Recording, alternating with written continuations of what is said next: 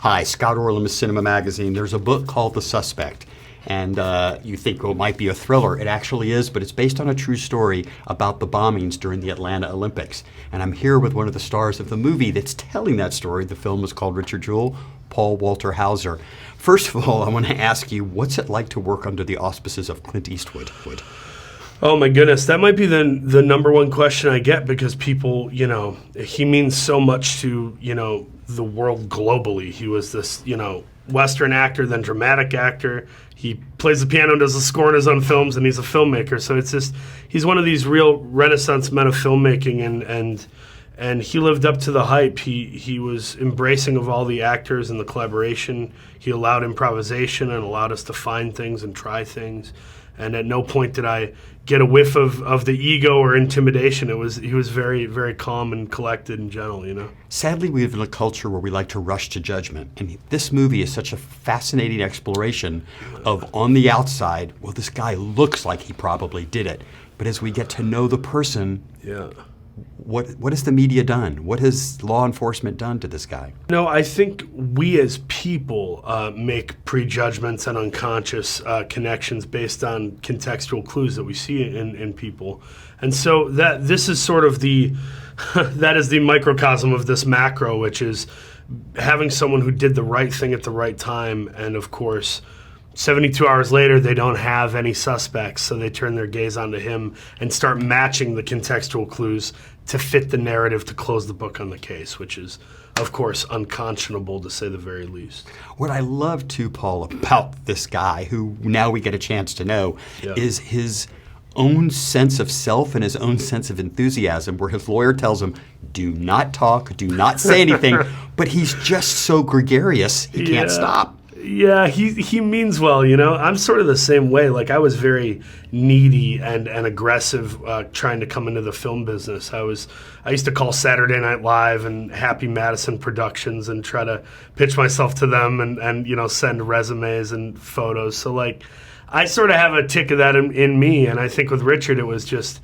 always with the best of intentions and trying to prove himself. And, of course, that isn't a good look, especially under those circumstances. Sadly, Richard is no longer with us, but you had the incredible luxury of being around his mother. Yes. What insights did she give you about him? She told me a lot of little personal things I didn't want her take on the bombing. I didn't want her take on the case. That was sort of well documented. I wanted to know the little things about, what did he eat for breakfast? What films did he watch? Did he have a girlfriend? Did he play sports? Those things that I could connect with as a person and then try to draw characteristics and moments from. Okay, I'm going to take acting out of this equation for you. But Richard, I wish you wouldn't. It's the only thing I know how to do. Very scary. When you hear my question, you'll understand. Richard had this fantasy. He wanted to be in law enforcement, and he would dress up, and he would go through all that. If acting wasn't in the equation, what would your fantasy job be? Oh, fantasy job.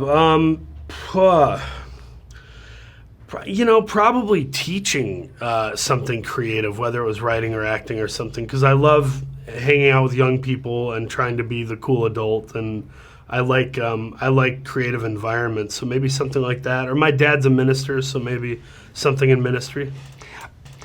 Obviously, a lot of us first got to know you in I, Tonya, where you did do the crime. So that was a little different story. He was guilty. But, obviously working with Margot, working with Sebastian, now with Sam, with Kathy. Talk a little bit about, for you as an actor, how does that raise your game? How does that kind of give you some type of whip effect when you're working with them?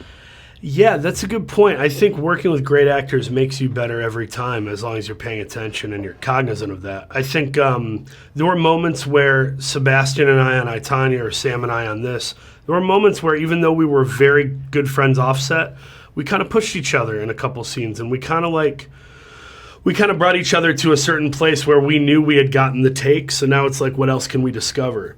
And more often than not, the weird take where you discover something or you get a little edgy or you try something different, those are overwhelmingly what sort of ends up in the final cut of the film. Paul, congratulations on the movie. It's called Richard Jewell, and this is Scott Orlin. Until next time. Thanks, buddy.